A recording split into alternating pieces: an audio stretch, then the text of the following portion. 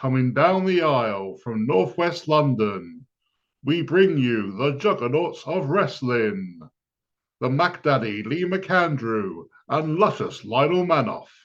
Brought to you by JingTVOnline.com. Yeah. Welcome everyone to the Juggernauts of Wrestling podcast. My name is the Mac Daddy Lee McAndrew, and with me is the hunk of Harrow, luscious Lionel Manoff. You didn't know I was going to say that, did you? No. One or two people may know me online already. I have a small internet presence, but I'm known as Cecil Noggle on Jing TV. It's one of my comedy characters. This show is sponsored by Jing TV Online. Well, I say sponsored, it's by me, so I'm promoting it. So there. And Lionel's actually appeared on one of my videos as Cecil's brother Cyril, haven't you? Yeah. A few months ago, I think. Yeah. Yeah, a couple of months ago. It was quite well received. And today we're going to discuss, should the Bushwhackers be in the WWE Hall of Fame? And they were actually one of the more controversial inductions, aren't they? Because some people think that the Hall of Fame is a sacred thing, and only like really serious wrestlers should be inducted. But other people say, no, you don't take it too seriously. It's just a bit of fun. So there are different trains of thought really about that. And so Lionel, how long was it since you started watching wrestling? When did you first start? I think it's 7 or 8. It's the late 80s anyway. Yeah. Yeah. And for me, it was the summer of 1990, just before SummerSlam 1990. So, but obviously, I've seen some of the old videos from that as well, so I know a bit about the history. Yeah, what are your favourite memories of the Bushwhackers? Well, as you said, the Bushwhackers were originally, obviously, because I've been watching some of it, because obviously I haven't seen them when they first started wrestling, and they apparently were serious. They're very serious wrestlers. They were called the sheep herders. Yeah, the sheep herders. That's right. Yeah, and they were actually heels as well, weren't they? And they said, yeah, and then Vince McMahon wanted to change them to comedy characters and stuff, and I can mainly only remember. It's horrible to say, but I can only remember the stupid stuff because I can only remember because I think all the stuff they did, all the actual matches, I think a lot of the matches I think I was watching it when they were coming to the end of their career. That's why I only saw them doing when they're licking all the fans' heads when they're coming in and stuff, and coming out, and also doing their walk, their famous walk and stuff, and but I did see clips of them fighting and stuff when they're heels, and it's surprised. I was a bit shocked because I'm not used to them. Yeah, and it worked well for Vince because for that reason, for them it did, because people who'd never seen them before as heels, they wouldn't know any different. So yeah, I mean there is that. Like I say, I mean most people know them as a comedy act, but they were actually sort of scary heels before that. They've wrestled places like Canada for Stu Hart, and also in Japan as well. And they've sort of, and obviously New Zealand, where they're originally from. So they've got quite a bit of history behind them, but they're mainly just known for one stint. Basically, it's good because they can do both. It shows how good they are, because how good they are. They've been funny, yeah. I mean, I think actually I did actually watch one of their matches last night against the Fantastics in the UWF, and I think actually they were probably a bit more comfortable as heels than they were as baby faces. Because I don't, because we're not wrestlers obviously, but we're just enthusiasts. But as I understand it, I think the heel's role in the match is very different. I've heard people say that the heel often leads the match.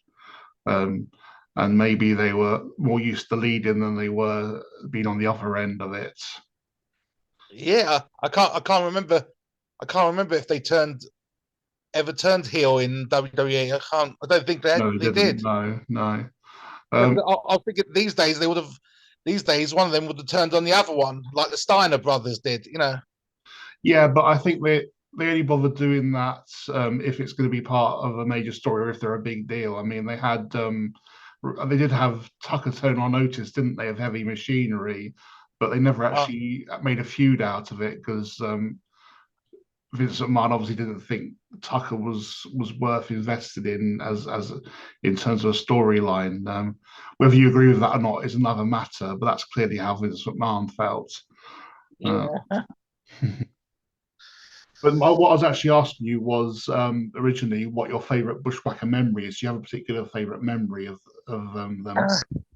Uh, well, well, only one. Well, the one of Luke.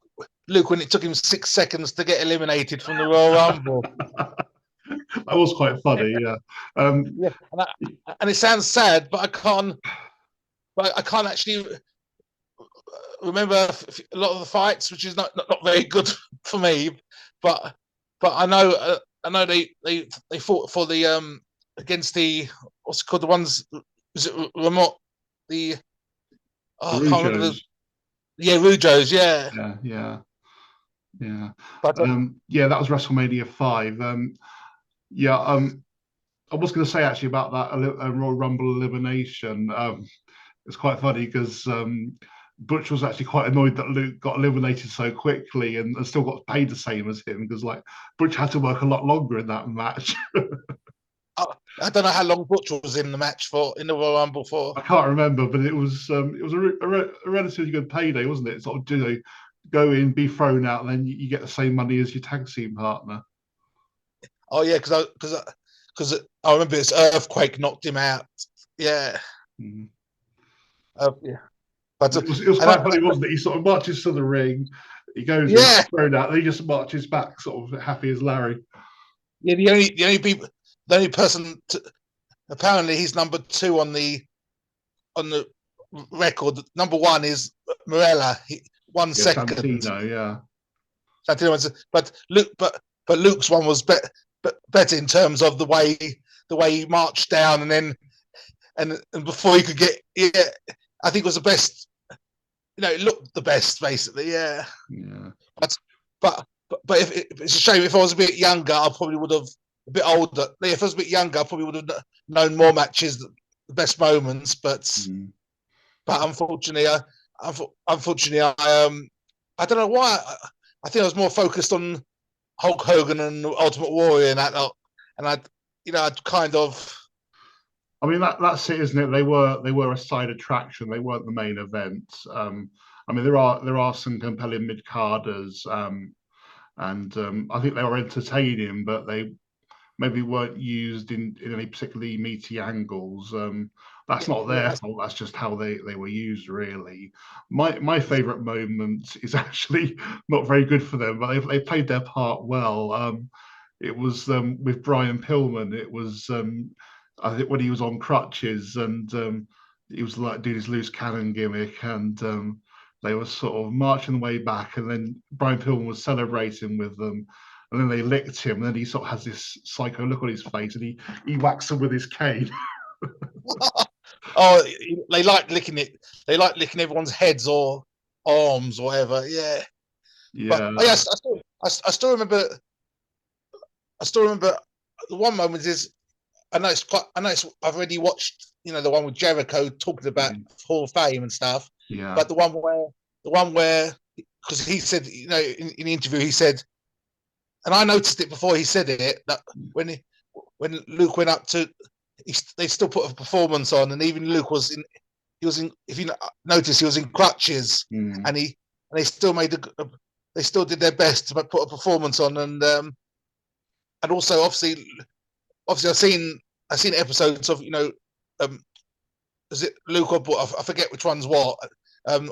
of them doing like independent, like for in little arenas and stuff.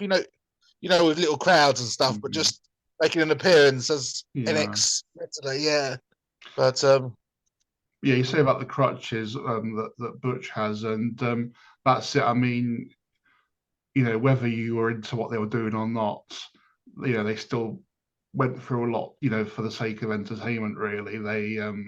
They put their bodies through a lot, and as a result, yeah, now Butch is on crutches. and even my mum knows who, when she sees the Bushwhacker, speaks about, when she hears the name Bushwhacker, she makes her laugh because she remembers she remembers she remembers all the running, them marching like crazy. Yeah, but I think at that stage I was more, as I said, I was more focused on that Ultimate Warrior and Hulk Hogan. But if I knew now what I knew, if I knew then what I knew now and stuff, I'd be more, I'd have been watching more of the other wrestlers as well, But I was just obsessed with those two basically. Yeah. Well, I was an Ultimate Warrior fan, so yeah, I do get what you're saying. Yeah. Yeah, going back to that WrestleMania 5, as I was going to say, even though because that Brian Pillman moment wasn't actually very nice for the Bushwhackers, I thought I'd give a more positive moment for them.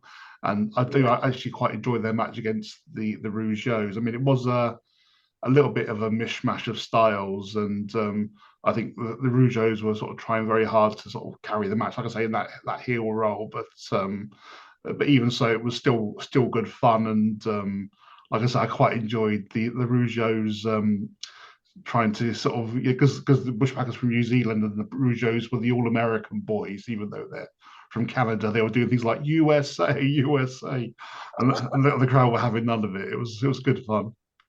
Yeah, it's very very entertaining.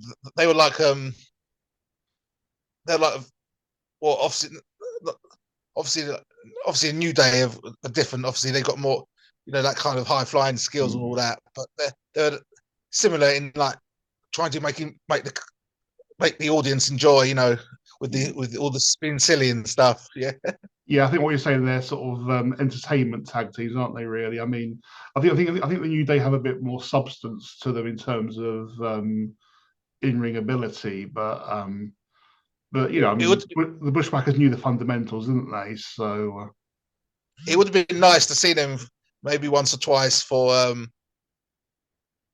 as heels, but obviously it was going well, so they didn't want to change it. yeah, I mean, I think also the time they could have turned them is probably the Attitude Era, but then I think their bodies were probably a bit worse wear at that time. They were near the end of their careers, so Yeah, and also you could argue maybe they'd lost some of that credibility as heels now, because it's what people have seen them as baby faces. It might have been harder for the fans to accept them. yeah, but as you said, the Royal Rumble moment, they got their. I don't know what I'm trying to think. What I can't remember when Butch, how long he lasted, but I know he lasted obviously longer than Yeah, I 60 can't seconds. remember either. Yeah, what I was also going to talk about was when they were heels, they actually were known for quite a really rough style. And they have actually said in interviews since then that they were sort of forerunners to ECW in that hardcore wrestling style. Like I said, they were hardcore before it was cool, really. Oh my god, it's hard to. Yeah, I've seen pictures and Yeah. they look so different. Yeah, and they look quite. It looks quite fun if you could put them on now when they're that young. That would be brilliant. It would be brilliant. But unfortunately, obviously, it was down to Vince to decide whether. So he was in the winning. He was in the winning spot. Whatever. If they made them heels, they would have done well. And Mm. but he didn't. But they still did well as baby faces. Yeah. Yeah, and I'm sure they did well anyway. I'm sure they, did very well financially out of WWF as well. So Yeah, I'm I sure. mean, you could say, is it worth being on top and being a comedy act? Being at the very top promotion and being a comedy act, or is it better Yeah. to be in a sort of smaller promotion and be a serious act and maybe a bigger fish? Yeah. Because I mean that's it with Zack Ryder now, isn't it? He's or Matt Cardona to use his real name. He's doing really well on in the smaller promotions. He's actually reinvented himself, and yeah, he's a really big deal. I think for him, he's feeling a lot more fulfilled creatively. And and if he comes back, he'll be having obviously probably a bigger role than he did when he left. You'd hope so, but if Triple H brings back everyone, you've got an AEW situation, haven't you, where there's only so many spots to go around, and they got this bloated roster that they can't get everyone on TV, and then you get people who are disenchanted. Oh yeah, because there'll be too many people in the locker room. Yeah. Yeah, no, I mean, I would like to see him back in WWE, but again, whether he'll be used properly is another matter, really. Yeah, yeah, and also he'll be good as a heel or a face, really. Yeah, I'd actually quite like to see him as a heel, actually, and sort of to bring his indie gimmick into the WWE.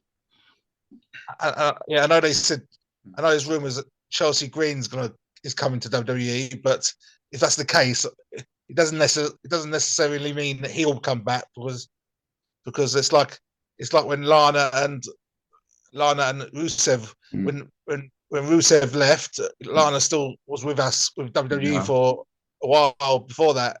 mm, After that, yeah, yeah, and also remember we've got Charlotte and Andrade. They're on different promotions, aren't they? So oh yeah, yeah, and they're married. So I know Andrade wants to go back to WWE allegedly. Should we hasten to add, but that's the rumor going round.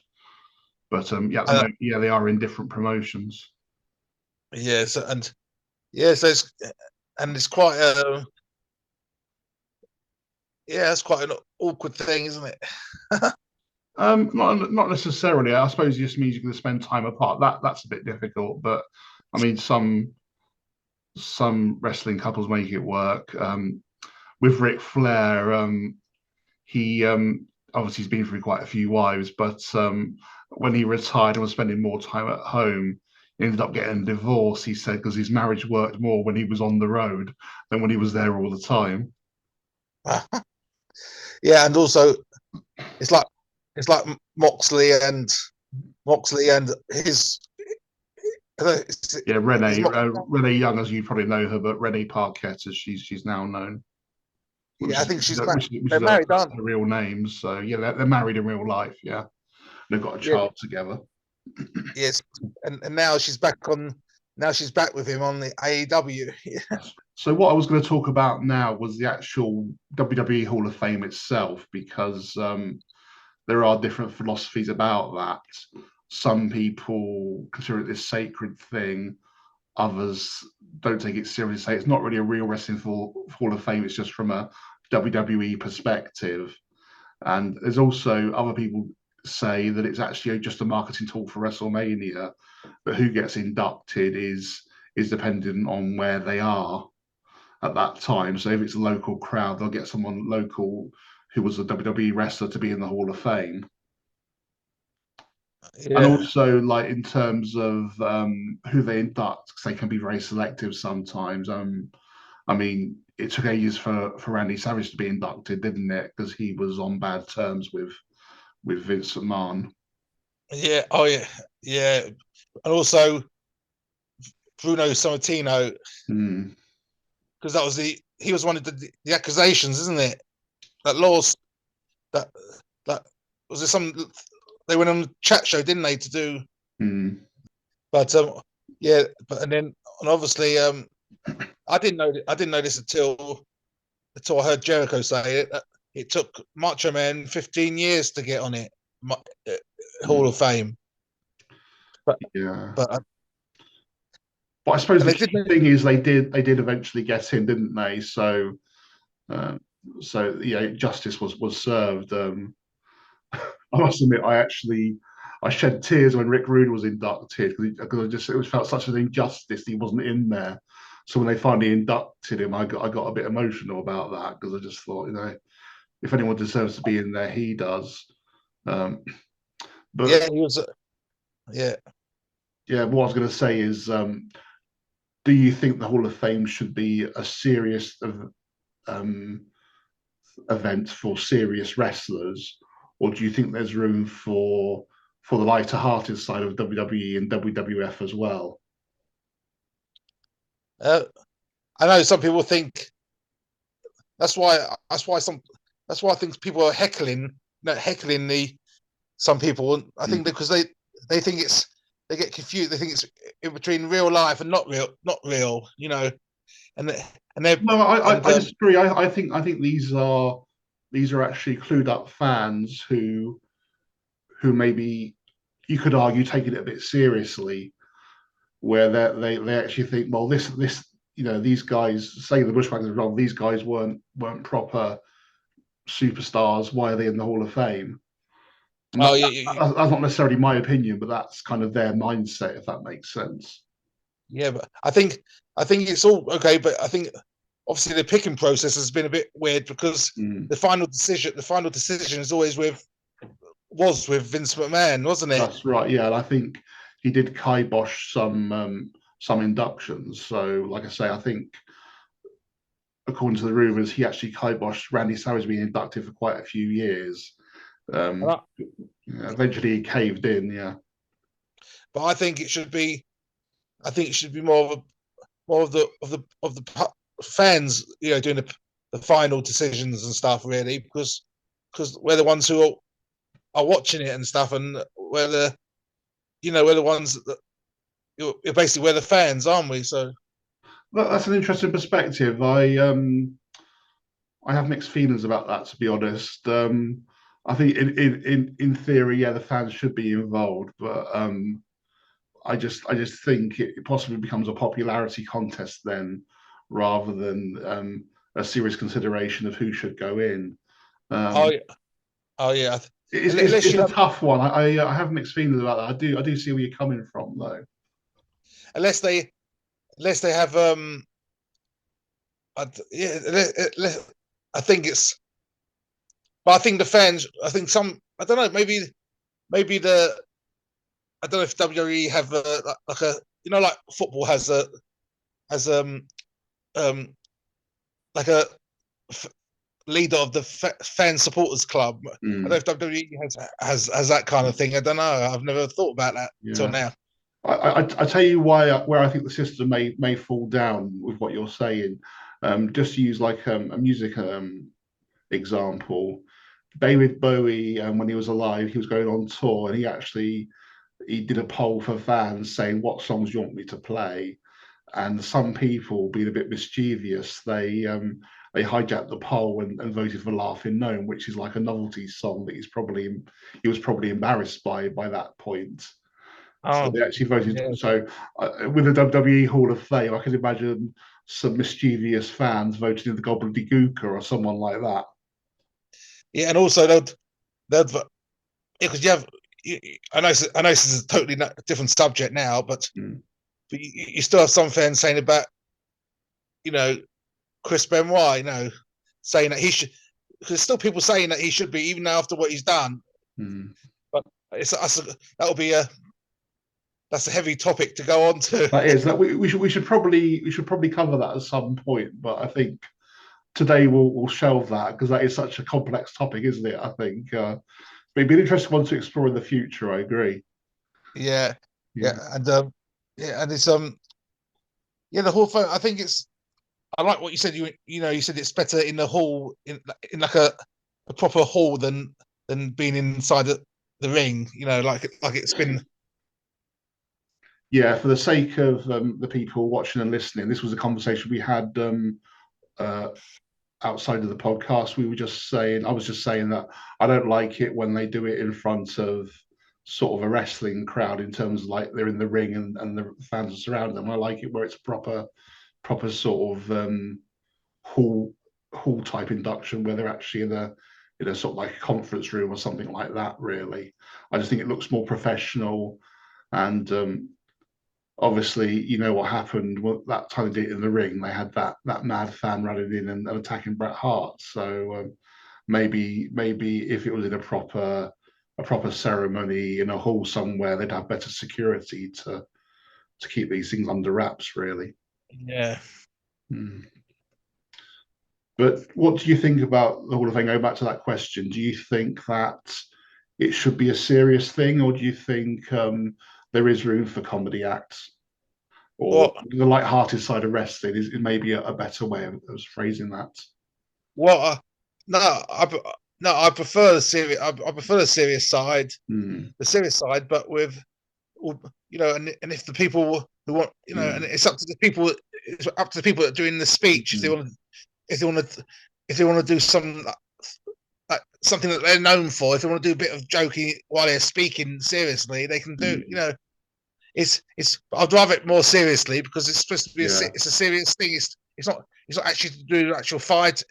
Well, it sounds silly. It's not actually to do the actual fight. It's to do with the actual, all the work they put into it and stuff. Yeah, And it should I be. mean, but that's kind of what I'm saying. I'm not saying about whether they give a funny speech when they're up there. I was saying about their career. So just talking about the Bushwhackers, for example, they were using humorous matches and segments on WWF.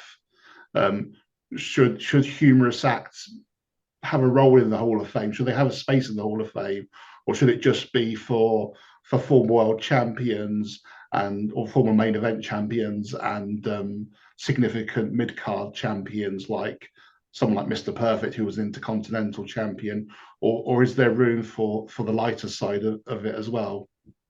Yeah. Sorry, I got a bit confused with that. Yes, yeah. Obviously, yeah. Comedy. Yeah, obviously not. It's no good just having it for the. It's no good having it just for the so-called top wrestlers. It has to be everyone has to have their chance to show because everyone like all fans like different. There's some fans like the top wrestlers, but it's probably loads of fans that like the mid card or lower fat, and stuff. And it's like now, for example, and I'm trying to think. It's like, for example, now, and I'm going off. It's like and I'm going off topic a bit, but it's like you got say you got Roman Reigns and Sami Zayn. They're both obviously Roman's probably going to get the higher, but Sammy's also up there now after what he's done. So anyone can go from. So everyone's entitled to because everyone works the same as each other. Whether they're they still have to come into work every day and stay away from their family, like Jericho said. But there is still the train of thought that the Hall of Fame should be a prestigious event, and you don't just putting everyone and their dog in the WWE Hall of Fame, do you? Because it's for the real elite performers, or I mean, my only thing is that I think it is about that as well, the elite performers, but it's also about people who've contributed to the WWE culture and the WWF culture. And that's the angle I'm coming from, really. I think the Bushwhackers were a significant part of WWF culture. They were larger than life characters, and and they were unforgettable, weren't they? They weren't some bland jobber who just got squashed. They were. I mean, jobbers play their roles as well, but but they were sort of mid carders most of the time, and they were sort of very memorable, weren't they? Yeah, I understand. I understand what you mean. Everyone should it should be obviously it should be for that prestigious thing for as I said all the top stars obviously because obviously there's some difference in what they've achieved. So, but it's all good. Everyone's going to have their different opinions because and obviously there's some there's a lot of if I look carefully, there's probably a lot more mid cards that I like than top because I probably have like 5 or 6 top people I like, and then the rest maybe will be mid card. People like R-Truth, even though he's mid card, he's still funny, and he'll definitely get in the Hall of Fame, even for being so funny like he is. Yeah. I reckon he will eventually. Yeah, I mean, with R-Truth though, I think it's a different scenario because yes, he is now primarily used as a comedy character, but he's main evented pay-per-views against people like John Cena, and he's held numerous titles, hasn't he? I mean, not to talk about the 24/7 title, but like mid-card titles he's held, hasn't he, and things like that. So Yeah, but and it's strange because you forget some of that because how good he's doing his job now. yeah, You forget he was because he was with Awesome Truth, wasn't it? that's right. Yeah, Awesome. I forgot about that. Yeah, so that was another main event they had against The Rock and John Cena. So that's that's no small accomplishment.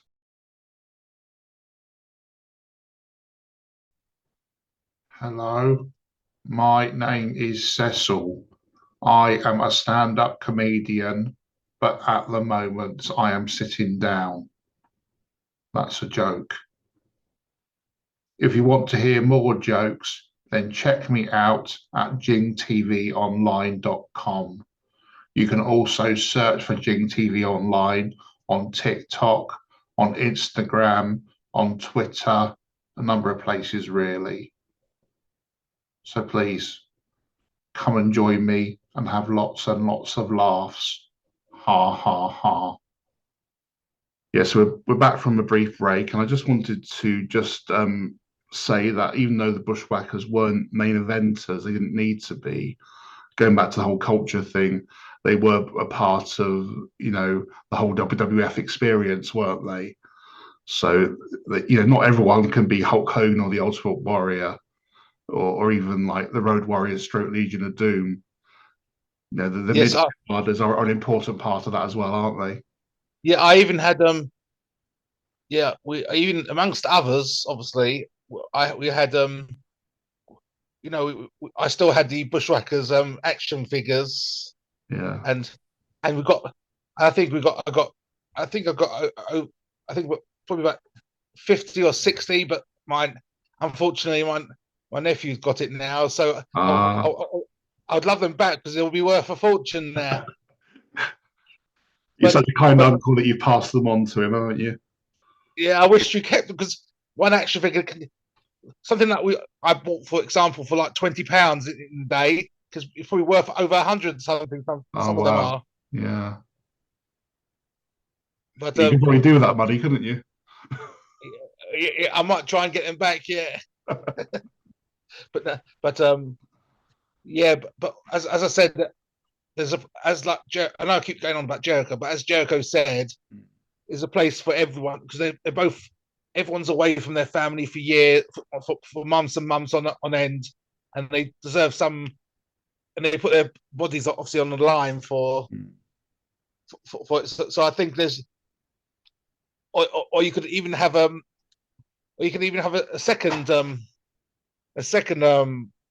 like a second Hall of Fame thing, like I They don't do. They I do don't know how sort of you. have that already, don't they? They have the legacy one, don't they? Where Luda Vachon was inducted in that, and then that really annoys me because I'm a Luna Vachon fan, and you were saying earlier, weren't you, about Queen Charmel being in the Hall of Fame, having a proper induction, but Luna never got that proper induction. She was just part of the legacy thing. I just think Yeah, that's I such don't a even. disgrace. I know. She should be more in. I'm shocked. As I said to you before, I'm still shocked that they put that Booker T's wife. Yeah. I can't. I can't believe because she didn't do. As far as I know, the only thing I can remember is when he was King Booker and she came out as Queen. As Queen and stuff. I don't remember her doing any fighting or anything. I don't know if she is a fighter even. I mean, there is a role for managers, but I just think there were people more deserving before her. Really, that's the thing. So, I mean, actually, well, that's a good point. Are there teams that deserve to be in the Hall of Fame more than the Bushwhackers?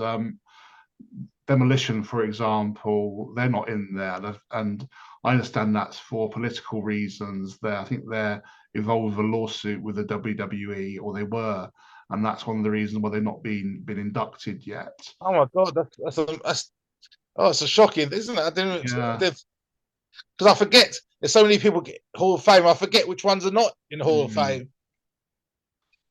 And the That's why I keep saying, Quebecers or the Rougeaus, either one of those Jacques Rougeau tag teams, they should be in there, shouldn't they? So, or about the Mountie and yeah, yeah, because yeah, is he in the Hall of Fame, Jacques Rougeau? I don't think he is he?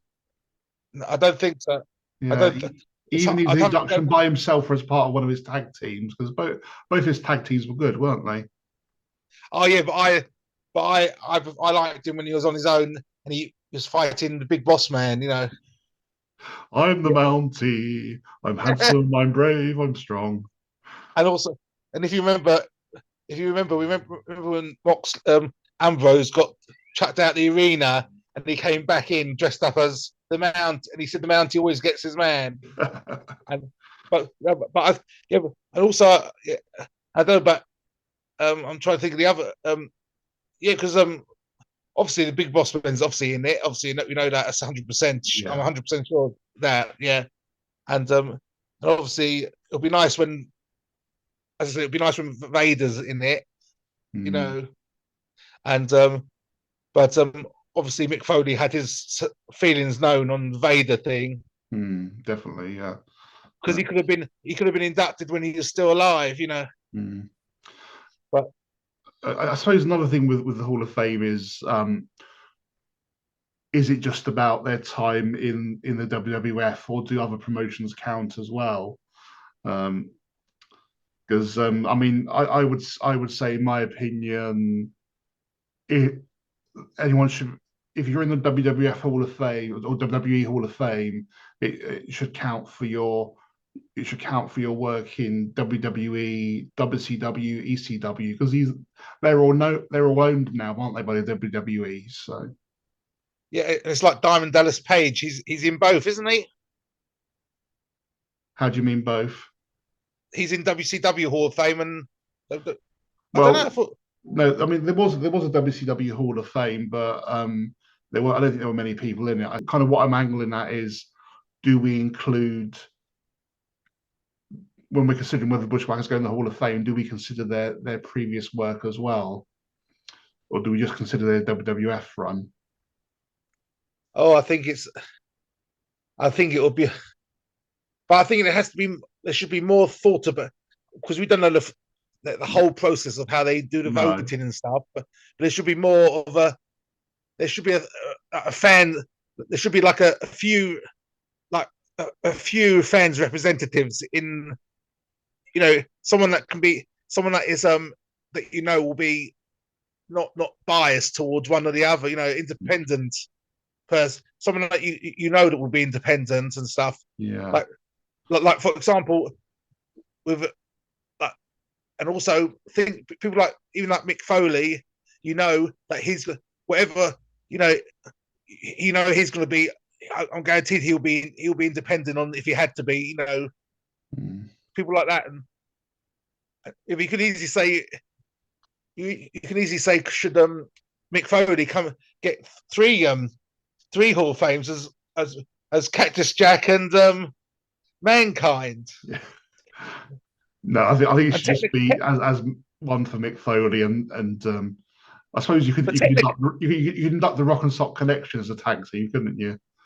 yeah, Mr. Socko. Yeah, but I mean, it's tag team with the Rock. I'm thinking. Oh yeah, that was brilliant. Also, Yeah, that was brilliant. Also, This Is Your Life. Yeah, yeah. that was But one of my most funniest parts of the Rock and Sock. but right, so you're saying you should have people who represent the fans contribute to this. Who should that be? Should it be a board of fans who are advisors? Should it be someone like Dave Meltzer who runs a newsletter and gets the opinions of the fans?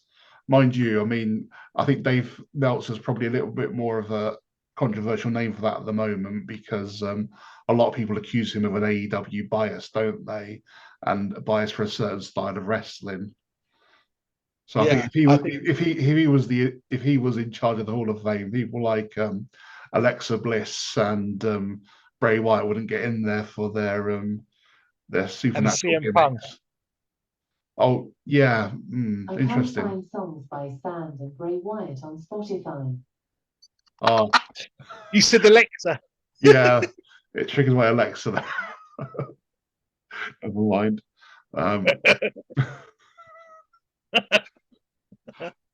Stupid Alexa. I know, yeah, but yeah, I mean, there is actually a Wrestling Observer Hall of Fame, and you could argue that's more valid, because but then again, it's only kind of the perspective of people who like the Wrestling Observer, and they've got a more purist attitude towards wrestling, or Yeah, it's hard to.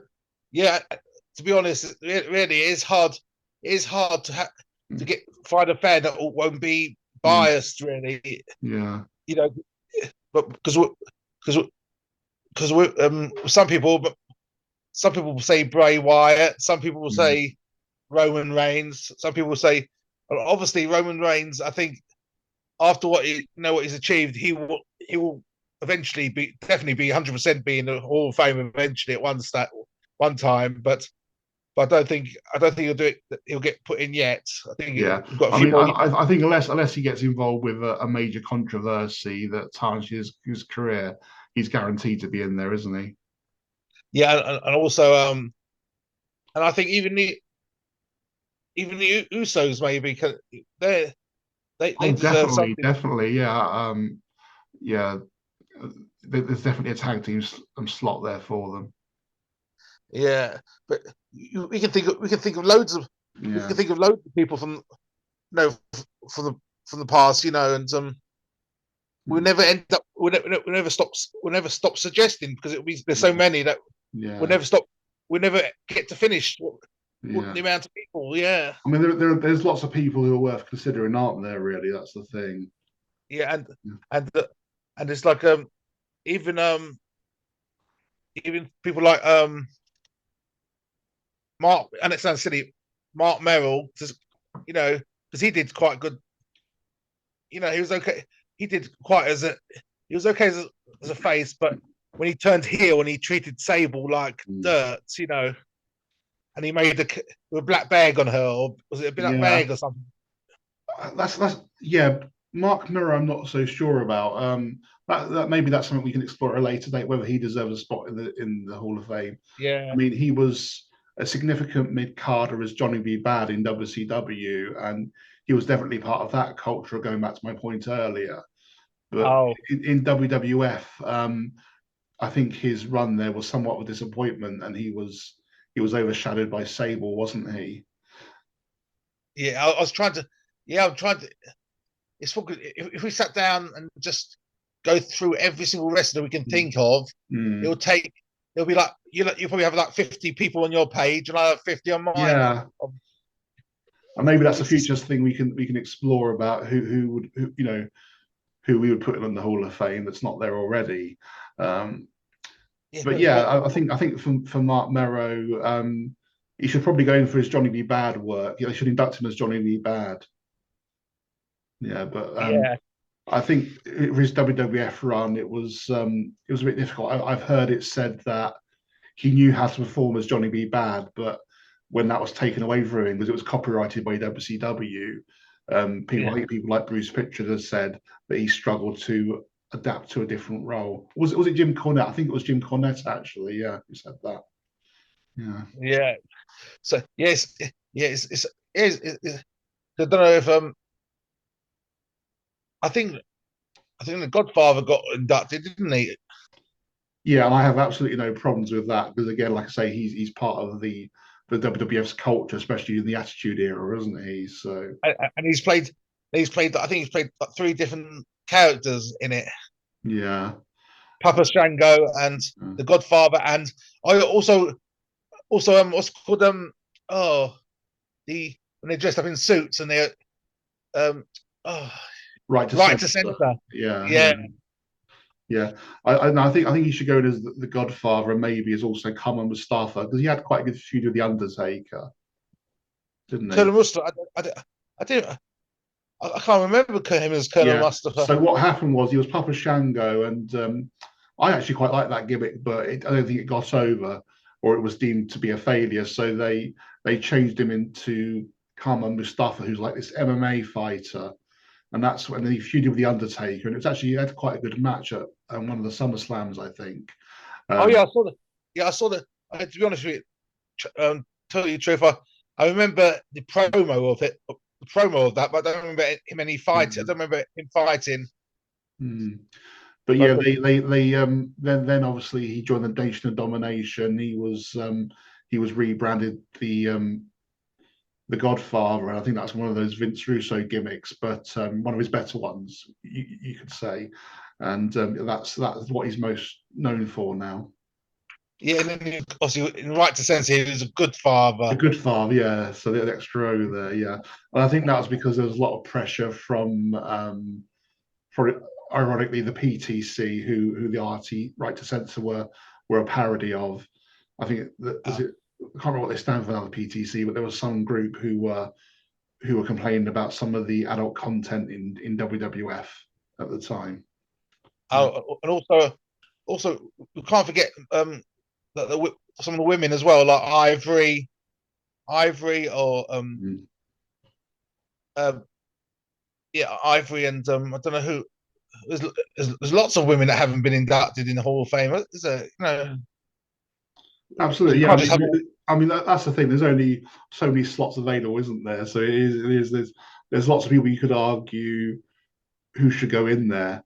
But I suppose the question is, should the Bushwhackers have gone in ahead of them? Is the $1 million question really? Oh yeah, and that would depend on your personal, everyone's personal opinion. So everyone will say different things. Yeah, yeah. Okay, so I think we've kind of covered this subject and we've done it justice. So, do you think the Bushwhackers should have been inducted in the WWE Hall of Fame? Yes, 100%. Yeah, Okay, and what are your reasons for that? because of the way they entertained everyone. Yeah. The entertainment level was so good, and it's nice. It's nice to have the wrestling as well, but you can't have that without the entertainment as well. Entertainment part of it as well, because they did both the entertaining and the wrestling, didn't they? So and not everyone, not everyone is as versatile as they were. Yeah, that's it. I mean, WWE has always branded itself, well, until very recently, as sports entertainment, and they definitely brought the entertainment side of that, didn't they?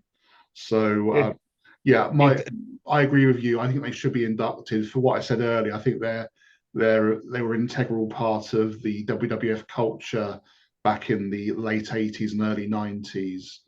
Obviously, when the Attitude Era came along, they didn't quite fit in with that. But up until that point, they were sort of a significant part of the presentation, weren't they? Really? Yeah, and because when you think of the tag teams, the things that come in your mind is obviously is Demolition Men, Legion of Doom, and the Bushwhackers. That's the three ones that come in my head straight away. And even though Legion of Doom and on maybe made to seem on a different level, but they should be included because they were just it's like Legion of Doom. We could imagine them the way they were. Anyone. A lot of people, it takes a lot of time for some people to change their character. That's why if you notice, that's why a lot of characters they go away for a while because they're probably training. If they're not used to one way of doing things, they probably get help training them to be more. They probably get professionals helping them to be more just more. Yeah. Well, I think also it's partly sort of if they have a break and they come back, you can see their new character through a fresh pair of eyes, can't you? Whereas if you're I don't know, if you're Papa Shango one week, then the Godfather the next, then that's quite a sudden transition, isn't it? But like with with him, they took him off TV for a while. They brought him back as Kama Mustafa, then eventually involved into The Godfather, which was obviously his most successful gimmick. Yeah, and the only thing that situation worked best for is obviously Mick Foley.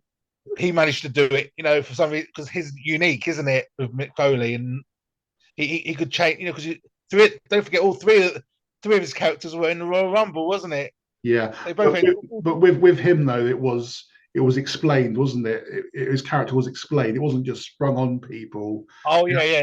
It was actually sit down yeah. interviews where he explained the Dude Love character, and I again, didn't think about that. I think at one point they even went into his Cactus Jack past as well. Yeah, I wasn't particularly 100% keen on Dude Love at first, but then I got used to. Mm. And I remember him teaming up Austin. Yeah. Do you know what the Undertaker has said in interviews? He's not very keen on the Dude Love gimmick either. I think it's one of the ones where it worked better when he was a heel. Oh yeah, it did. I think he did. One thing he was working for Vince McMahon, helping Vince McMahon, and he attacked someone. I can't remember who it was, but he was help. Yeah, with him, he'd be much better as a heel gimmick. Yeah, that character. I mean, because like I say, his match against Steve Austin, where he was like the anointed wrestler of Vince McMahon, that was really good match, wasn't it? It was. They kept changing the rules sort of partway through the match, and Jim Ross is going mental on commentary. It was really entertaining. And I like his dancing.